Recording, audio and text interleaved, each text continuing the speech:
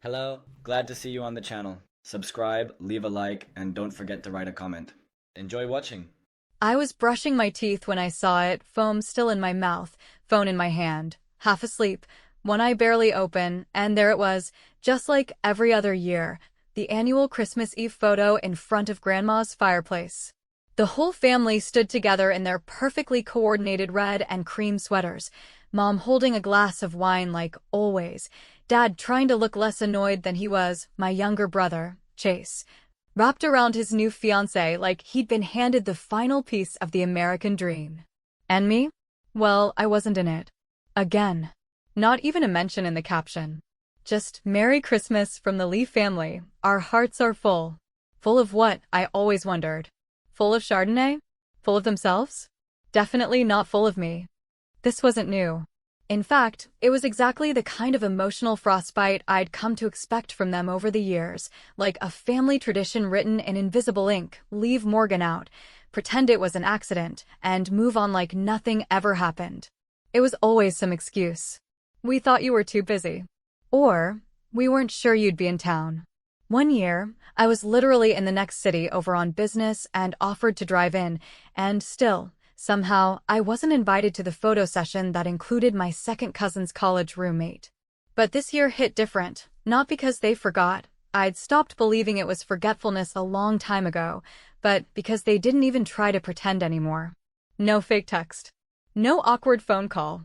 No passive-aggressive, we missed you. Nothing. Just silence. Radio silence. Digital silence. Family silence, which is the most deafening of all. And here's the part that really burns. I wasn't some loser living in my mom's basement. I wasn't strung out or jobless or, God forbid, still dating my high school ex who never left town. I was 32 years old, the founder of a growing tech company with offices in 2 cities, an entry on Forbes 30 under 30 list from just a year ago, and a personal bank account large enough to fund everyone's therapy if they ever decided to address their generational trauma. I'd worked my ass off, clawed my way out of small-town obscurity, spent sleepless nights and caffeine-fueled weekends building something out of absolutely nothing, and still, I was invisible to them. I just stood there in my apartment, toothbrush dangling from my mouth, looking at that damn photo like it was a crime scene. I studied their faces, like maybe this time I'd catch someone looking guilty, some flicker of remorse behind their grins. But nope. Just teeth and filters and matching flannel. My brother's fiancée, Megan, even had her hand on Grandma's shoulder, like she was some long-lost daughter. She'd been dating Chase for 6 months. 6. And already, she was front and center. I'd been blood for 32 years, and I was basically the family ghost. I didn't cry. I haven't cried over them in a long time. Not since I realized that being left out wasn't a glitch, it was the system. But I did stare at that photo for a long time, like maybe if I stared hard enough, I'd find a version of myself tucked into the background, photobombing from the hallway. You know what it feels like to be consistently left out of your own bloodline? To watch your family evolve and expand and celebrate without even acknowledging that you exist? It's like being erased while still breathing. And the worst part? You start to question if you really were too much all those years. Too driven. Too opinionated. Too not Chase. But that night, I didn't go down that road. Not all the way. Instead, I poured myself a glass of wine, red, not white, because fuck tradition, and I did something that was both petty and powerful. I opened my laptop, pulled up my ad manager account, and bought a digital billboard slot right across from Grandma's house. Not in town. Not down the street. Directly across. I had the placement geotagged to perfection. It would go up Christmas morning at exactly 7:30 a.m., right after the photo unwrapping and right before church. The message? Clean. Simple. Cold. Just like them. Excluded. Ignored. And on Forbes 30 under 30. In bold white letters on a black background. No photo, no logo. Just the facts. I could already picture Grandma opening the blinds to let in the morning light and seeing that billboard stare her down like a confession she didn't expect to read. I didn't do it to start a war. Hell, I didn't even do it for attention. I did it because I was done pretending their silence didn't feel like a scream. I was done accepting invisible daughter status, while Chase got celebrated for breathing. And maybe I was a little vindictive, yeah. Maybe it was a low blow. But you spend your whole life being sidelined, being the afterthought, the punchline, the cautionary tale, and one day you snap. And when you do, you don't just post a sad quote to Instagram and cry into your cereal. No, you buy a goddamn billboard. So yeah, that was Christmas Eve. Me in my apartment, in my pajamas, pulling the digital trigger on the first honest conversation my family had no choice but to see. What would you have done? Because here's the thing, when they never see you, not really, sometimes you have to make them look. Whether they like what they see or not. The thing about being the invisible one in your family isn't just that you get left out of the pictures, or the group texts, or the late-night FaceTimes when someone's sick, drunk, or getting engaged, it's that eventually you begin to question if you were ever really in the frame at all. You start revisiting every single birthday, holiday, and random Tuesday from your childhood, not because you want to hold a grudge, but because your brain won't let go of this gnawing need to find proof that your memory isn't lying to you. That you weren't just imagining it, that the coldness, the subtle slights, the backhanded praise and pregnant pauses weren't just things you invented in the quiet moments between report cards and bedtime prayers. And let me tell you something I've learned the hard way. Your brain doesn't have to invent what your heart has lived through. The signs were always there. Chase, my younger brother by 4 years, came into this world with all the charm, timing, and good fortune of a golden retriever born to a family of dog lovers. He smiled early, walked early, made people laugh before he even understood what he was doing. He was the kid who played 3 sports, got average grades, and was still treated like he'd discovered gravity. Meanwhile, I was the girl who brought home science fair trophies, aced every math test, got a scholarship to Stanford, and was constantly reminded to stay humble or make time for family. When I got into an Ivy League graduate program, my mom congratulated me by saying, "Wow, Morgan, I guess we won't be seeing much of you anymore, huh?" That was her version of support. A passive-aggressive pat on the head for daring to want more than whatever dusty future they'd mapped out for me between casserole recipes and Sunday school. Chase got a car at 16. Not a fancy one, but it had working air conditioning, a full tank of gas, and a bow on top. I, on the other hand, got a lecture about responsibility and the value of walking places, even though I had 2 part-time jobs and straight A's. They told me that building character was more important than comfort. That phrase still makes me laugh. They said it again when I bought my first condo at 25 using my own money after they refused to co-sign a loan. They acted proud, but it was the kind of pride people save for strangers on the news, not the kind they show when it's their own blood. They didn't visit. They didn't even ask what city it was in. Growing up, the gap between me and my family wasn't carved by one big explosion, but by 1,000 tiny cuts, missed school plays, skipped graduations, forgotten birthdays, all wrapped in layers of polite indifference and Midwestern guilt. The only thing they consistently remembered about me was that I was the one who moved away, like that decision alone had made me the traitor. And the worst part was, I didn't leave out of rebellion. I left because I had to. There was no room for someone like me in that house. Not in the cramped hallways where my dad only talked during football commercials, not in the kitchen where my mom discussed recipes with my aunts like the apocalypse wasn't happening outside, and definitely not in Grandma's living room, where the walls were covered in photos of cousins, babies, weddings, and Chase, always Chase, at every milestone. You ever walk into a room and feel like your existence is being tolerated instead of welcomed? That was me at every family gathering. I'd show up, dressed appropriately, gifts in hand, making small talk like a diplomat, and still, I'd end the night in the car alone, wondering what I did wrong, even if all I did was breathe. I remember one Thanksgiving, I brought a bottle of wine from a Napa vineyard I'd visited on a rare vacation. My mom whispered to my aunt that it tasted like money. I wasn't sure if it was supposed to be a compliment or a warning. Probably both. They never came right out and said it, but the message was loud and clear. I'd gone too far, gotten too big, made too much noise. And in our family, noise was frowned upon unless it was coming from a baby, a man, or the TV. I always thought if I just succeeded hard enough, if I made enough money, landed on enough lists, gave enough TED Talks, shook hands with enough powerful people, they'd eventually be forced to see me, to include me, to finally act like I mattered. But success, it turns out, doesn't impress people who've already made up their minds about you. They'll still see you as the girl who asked too many questions, didn't go to church enough, and didn't settle down like everyone else. And when you finally make it, they won't say congratulations, they'll say you changed. Which is their polite way of saying, you stopped needing our approval, and we resent you for it. So no, I wasn't surprised when I didn't get a call about the Christmas photo this year. I didn't expect an invitation or a courtesy heads-up. What stung was the effortlessness of it, the way they didn't even feel the need to lie about it anymore. That's how far removed I was from their minds.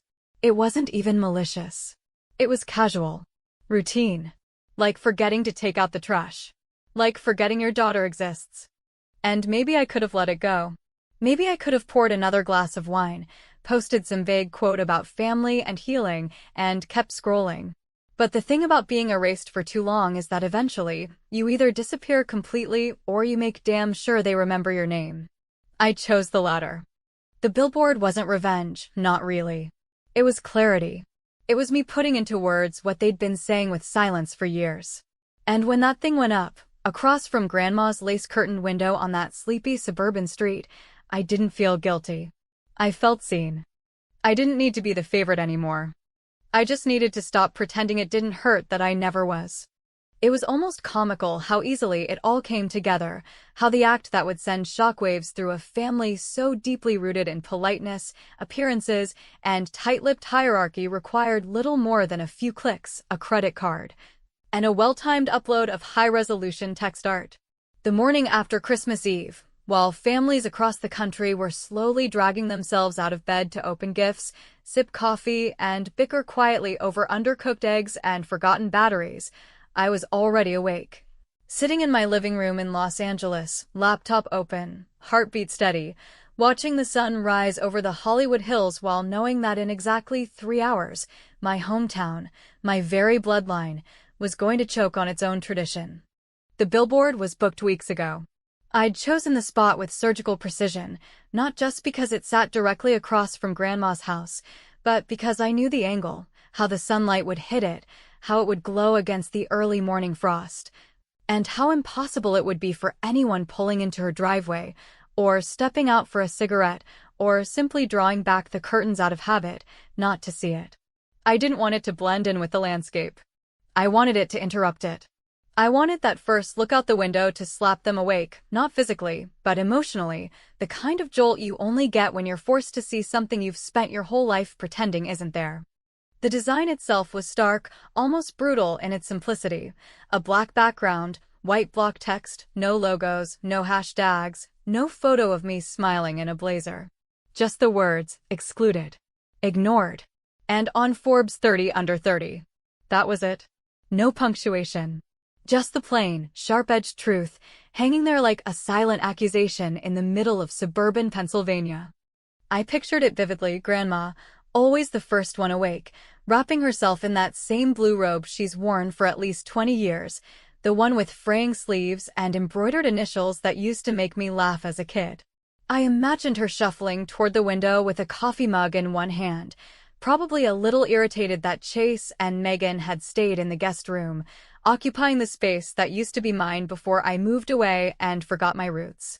I imagined her eyes scanning the front yard, pausing mid-sip, narrowing at the billboard across the road, struggling at first to make out the letters, then realizing what it said and who it was from. Not because it had my name, but because the voice in those words was unmistakable. Within 15 minutes, the group text exploded. I wasn't in it, of course. I'd been removed from Lee family chat 3 years ago after a heated debate over politics that ended with my uncle sending me a 20-minute voicemail about respect and tone, but screenshots found their way to me. A cousin I hadn't spoken to in 5 years sent me a photo of the billboard from her car, followed by the text, "Holy sh*t, you really did it."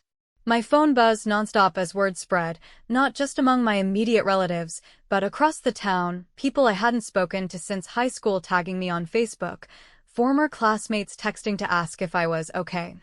As if standing up for myself was a cry for help instead of a long overdue reckoning. The first actual call came from my mother, which in itself was a miracle, since she typically prefers guilt via email. I didn't answer. I watched it ring twice, then go to voicemail. 10 seconds later, another call, this time from Chase. That one I muted before it finished vibrating. I wanted them to sit in it, to stew in the consequence of decades spent writing me out of the script, until I'd finally stepped behind the camera and written myself back in. But the message that stopped me cold didn't come from anyone I expected. It was from Megan, my brother's fiancée, the one who had only been in our family orbit for half a year and had somehow already earned her own stocking on Grandma's mantle. Her text was short but surgical. You really ruined Christmas. Hope you're proud. I stared at that message for a long time, not because it hurt, please, I've been called worse by better, but because it proved something I'd always suspected but never had concrete evidence of. I wasn't just excluded. I was considered a threat. A disruption. An embarrassment. Not for anything I'd done wrong, but because I refused to keep playing a role in a family drama where I was cast as the cold, distant outsider while the others got to be the heroes in their own well-lit scenes. Megan, barely 6 months in, had already been trained to see me not as a sister-in-law in waiting, but as the inconvenient truth, the chapter they all skipped over to preserve the fairy tale. And that's when I realized this wasn't just about a photo. It never had been. This was about the story they wanted to tell about themselves, the perfect, God-fearing, suburban American family, where everyone went to the same church, voted the same way, hosted the same potlucks, and celebrated the same version of success, which conveniently excluded anything unfamiliar, threatening, or too difficult to explain at Thanksgiving dinner. I was too loud, too ambitious, too complicated to fit into that narrative. And the billboard? It wasn't an attack. It was a rewrite. A statement. A declaration that I was done being the silent asterisk at the bottom of their perfect little story. So yes, Christmas morning came and went. The presents were opened. The carols were sung. The ham was served. But the billboard stayed up for 72 hours. 72 hours of forced eye contact with everything they'd spent a lifetime ignoring. And in that time, I didn't get an apology, or an explanation, or even a half-hearted attempt at damage control. What I got instead was the sound of silence cracking, the first tremor in a foundation built on polite omissions. And once the cracks start showing, well, the house never quite looks the same again. In the beginning, I thought silence would be the most they could manage. That perhaps their collective strategy would be to smother the entire incident with the kind of willful ignorance and performative grace that small-town families like mine had perfected through generations of unspoken rules, gossip passed through layered whispers, and a carefully cultivated brand of denial that could survive anything from public scandals to teenage pregnancies. But instead of silence, I got something far more potent, far more deliberate, and far more personal. I got open war, dressed in the muted colors of Christian disappointment and thinly veiled outrage, a reaction not of remorse or introspection, but of collective offense, like I had broken some sacred social contract by daring to articulate what had been hanging in the air for decades. It started with my Aunt Denise, the self-proclaimed family historian who treated her Facebook account like a sermon pulpit, posting cryptic but not so cryptic reflections about those who forget where they come from, and the sin of pride disguised as success, accompanied by grainy throwback photos from the 90s featuring all the children in matching pajamas, every child except me, conveniently cropped or strategically hidden behind furniture, like a ghost that occasionally appeared when the camera slipped. Then came the indirect messages from cousins I hadn't spoken to in years, not because of any real conflict, but because they'd grown up internalizing the hierarchy that placed me somewhere between the black sheep and the cautionary tale. Some sent messages under the guise of concern, just wanted to check in, are you okay? While others didn't even pretend to be neutral, sending passive-aggressive notes wrapped in the language of Christian forgiveness, as if I had committed some form of public sin by demanding acknowledgement. But the real blow landed when my father, who in my entire adult life had never sent me anything longer than a thumbs-up emoji or a forwarded chain email about inflation, left me a voicemail that I didn't expect and, truthfully, wasn't prepared to hear. His voice, always gravelly and subdued, carried no trace of anger, no explosion of rage or accusation, which, in a way, made it worse. It was measured, quiet, painfully restrained, and filled with the kind of disappointment that never needed to be shouted to leave scars. He didn't mention the Billboard directly. Instead, he talked about how things used to be, how he never imagined things would come to this, and how family should stick together, even when it's hard. He said my mother hadn't stopped crying, that grandma refused to come out of her bedroom for 2 days, and that he didn't know if this damage was something that could ever be undone. And in that moment, listening to my father, who had sat in silence through every missed birthday, every backhanded compliment, every dinner where I was an afterthought, I felt something twist inside me, not guilt exactly, but a kind of bitter ache. Like I'd spent my entire life screaming into a void and finally heard an echo, only to realize it was shaped like shame. Not shame for what I'd done, but shame that it had taken something so loud, so public, and so dramatic for them to hear anything at all. I wanted to be above it. I wanted to feel vindicated. But all I felt was tired. Still, amidst the fallout, there were moments that caught me off guard in the best way, messages from relatives I had forgotten existed, people who had quietly watched me from the periphery of our family's drama and had, for years, felt the same isolation, the same confusion, the same creeping sense that something was fundamentally broken beneath the smiles and matching sweaters. A second cousin on my mother's side, Rachel, a soft-spoken librarian who never spoke out of turn, sent me a simple message that said, "Thank you for saying what so many of us couldn't." That one made me cry. It wasn't long or dramatic or dripping with sentiment, but it felt like truth, the kind of quiet truth that doesn't need to be broadcast to feel powerful. And yet, as much as I tried to hold on to those slivers of connection, the storm was still raging. I received a formal letter, an actual, printed letter from my grandmother, in cursive handwriting so tight and slanted it looked like it had been penned under duress, telling me how deeply hurt she was by my actions, how she had always loved me in her own way, and how airing family matters in public was unbecoming of a lady raised with values. It ended with a Bible verse and a note that said she would be praying for my soul's clarity, which was about as close to a curse as my grandmother was capable of delivering. I folded the letter carefully, slid it into the back of my drawer, and didn't respond. What was there to say?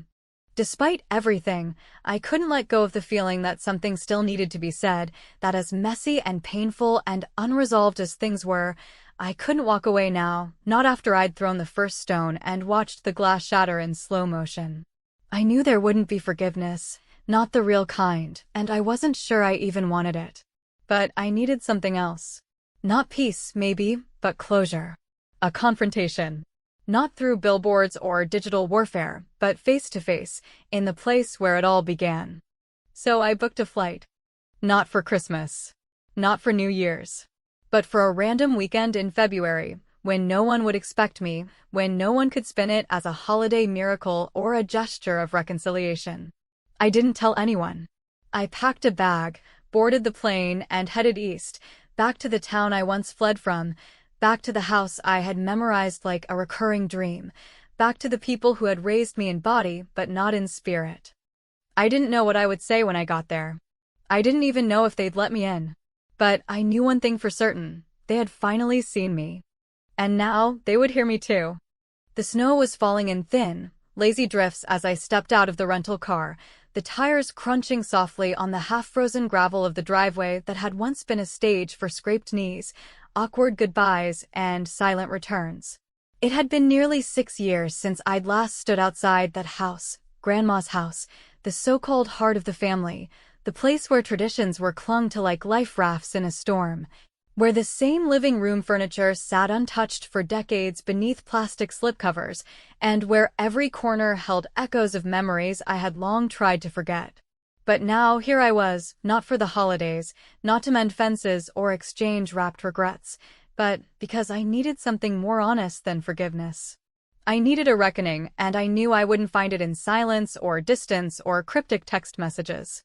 I had to walk back into the fire, not to burn, but to speak. The door opened before I knocked, as if someone had been watching through the blinds, waiting for the inevitable moment when I would show my face. It was my mother who answered, her expression a strained mixture of forced hospitality and barely concealed dread, her smile brittle around the edges like a glass about to crack. She stepped aside without a word, letting me pass into the house where the air always smelled faintly of cinnamon, dust, and judgment. The hallway was exactly as I remembered it, coats hanging on hooks, the familiar family photos lining the walls like curated exhibits in a museum of selective memory, each frame a carefully chosen reminder of who was worthy of remembrance, and who had quietly been omitted. They were all there, seated in the dining room like a jury waiting to deliberate, Chase and Megan, holding hands in performative unity, Aunt Denise, perched stiffly at the edge of her chair, Grandma, wrapped in her Sunday best even though it was a random February evening, and my father, arms crossed, jaw clenched, eyes tired in a way that made him look older than I remembered. A plate had been set for me, white china with a gold rim, a cloth napkin folded neatly beside it, but I knew better than to see that as an invitation. It was a test, a stage prop, a peace offering shaped like formality. I didn't sit right away. I stood at the edge of the table, my coat still clutched in one hand, and looked at each of them in turn, not with defiance or anger, but with something colder, something sharper, clarity. And then, without raising my voice, without preamble or apology, I spoke. I told them that I hadn't come to apologize, that I hadn't flown across the country, taken time off work, and stepped back into a house full of ghosts just to pretend that what happened hadn't happened. I told them I was done being the family myth, the one they whispered about, judged from a distance and conveniently left out of stories unless they needed a punchline about ambition gone too far. I told them that the billboard wasn't a cry for attention, but a declaration, a line drawn in digital ink that said, "No more." I told them how it felt to be erased, not dramatically, but quietly, like a slow fade-out in a film where everyone claps at the end without realizing one of the actors was missing the whole time. There was silence after I finished, long, uncomfortable, and rich with everything they couldn't say. Megan looked down at her lap. Chase stared at me with something between confusion and guilt. My mother pursed her lips like she wanted to speak, but couldn't find the words that wouldn't betray her mask, and Grandma simply blinked, her hands folded in her lap, her eyes unreadable. But it was my father who broke the silence, his voice gravelly and low, saying only, "You didn't have to go that far." And I looked at him, really looked at him, and replied, "I went exactly as far as I needed to go, because that's what it took for you to finally hear me." I didn't stay for dessert. I didn't wait for the tension to break or for anyone to apologize, because I knew they wouldn't. That wasn't how our family worked. We didn't do messy conversations or cathartic breakthroughs. We did traditions, suppression, and saving face. So I left the way I came, in silence, coat still in hand, the cold night air biting against my cheeks as I walked back to the car. And yet, this time, I didn't feel like a guest who had overstayed her welcome. I felt like someone who had reclaimed her voice in a house that had spent years trying to mute it. Weeks passed. The fallout was quieter this time, more subdued, like the final embers of a fire that had raged long enough to exhaust itself. There were no more group chats, no more letters or lectures or attempts to guilt me back into the fold. But then, one day in March, I got a message from my mother. No words, just an image, a new family photo, taken in the same spot as every year, in front of Grandma's fireplace. Everyone was there, just like always. But this time, in the back row, almost hidden between Chase and one of the cousins, was a poorly photoshopped image of me, cut from an old LinkedIn headshot, my face slightly too sharp, my body awkwardly scaled, the lighting all wrong. They had added me in. At first, I laughed. I laughed because it was absurd, because it was the most on-brand thing they could have done, acknowledging me only through digital artifice, inserting me into the image only after being shamed into doing so. not because they wanted me there, but because they couldn't risk the optics of another omission. But then, the laughter faded and something colder settled in its place. That photo told me everything I needed to know. I wasn't part of the family. Not really. But I had become part of the narrative. I was the ghost they could no longer ignore. The outlier who forced them to confront their own reflection. And maybe that's enough. Maybe not. I don't know yet. What I do know is this: when people spend years pretending you don't exist, there's power in making them see you, even if it's through clenched teeth and pixelated edits. I didn't get their love, but I got their attention. And in a family like mine, that's a revolution. So I let them keep their photos. I'll keep the truth.